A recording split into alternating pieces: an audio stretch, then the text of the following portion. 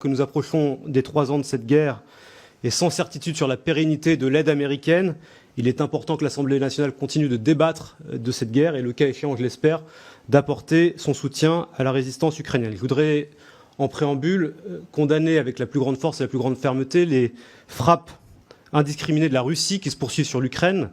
contre les infrastructures énergétiques, contre les villes, contre les civils. Et ce matin encore, des frappes russes sur Kiev qui ont fait, à ce stade, 1 mort et 3 blessés. Ces frappes, la rhétorique irresponsable qui les accompagne, participe d'une logique d'escalade inacceptable de la part de la Russie qui continue de poursuivre son dessein révisionniste, brutal et impérialiste en violation des droits souverains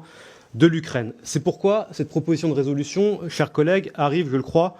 au bon moment en faisant de la poursuite et du renforcement du soutien à l'Ukraine sa priorité absolue. Et je crois qu'en lien avec nos partenaires européens, il nous faut continuer de donner à l'Ukraine les moyens de se défendre et de faire échec à la guerre d'agression menée par la Fédération de Russie depuis maintenant près de 3 ans. Car c'est non seulement la sécurité de l'Ukraine et de son peuple, mais c'est aussi la sécurité de tout le continent européen qui est en jeu à travers cette guerre.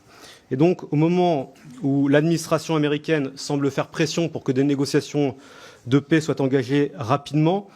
il est important de redire qu'aucune solution ne saurait être trouvée à ce conflit en dehors des Ukrainiens et des Européens. Et c'est à ces derniers, à nous-mêmes, de construire les garanties de sécurité dont l'Ukraine aura besoin, mais aussi pour tout le continent européen.